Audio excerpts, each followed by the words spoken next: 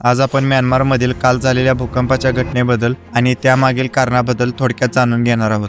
काल म्यानमारमध्ये पहिला भूकंप 7.7 रिक्टर स्केलचा होता, जो म्यानमारच्या इतिहासातील सर्वात मोठा भूकंप मानला जातो. फक्त 12 मिनिटांनी दुसरा भूकंप 6.4 रिक्टर स्केलचा झाला आणि 10 तासात 15 वेगळ्या धक्क्याचा अनुभव घेण्यास भाग पडली. या धक्क्यापैकी 6.7 स्केलचा थायलंडमध्ये या भूकंपामुळे मोठा फटका बसला. तिथे 10 लोकांचा मृत्यू झाला आणि 100हून अधिक लोक बेपत्ता झाले. भूकंपाचे केंद्र म्यानमारच्या सगाईमध्ये आहे, जे शहरापासून 16 किलोमीटर अंतरावर आणि 10 किलोमीटर खोलीवर आहे. इतक्या तीव्रतेमुळे थायलंडच्या बँकॉकपर्यंत भूकंपाचे झटके जाणवले. हा भूकंप कसा झाला? तो पृथ्वीखालील टेक्टोनिक प्लेटच्या हालचालीमुळे होतो. पृथ्वी 12 प्रमुख प्लेट्सवर आधारित आहे.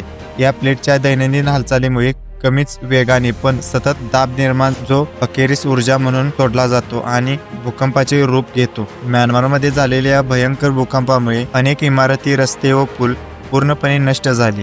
बचाव कार्य सुरू असून म्यानमार सरकारने आणि भारत सारख्या मदतीचा हात पुढे केला आहे. जर हा व्हिडिओ माहितीपूर्ण वाटत असेल तर आम्हाला फॉलो करायला विसरू नका. धन्यवाद.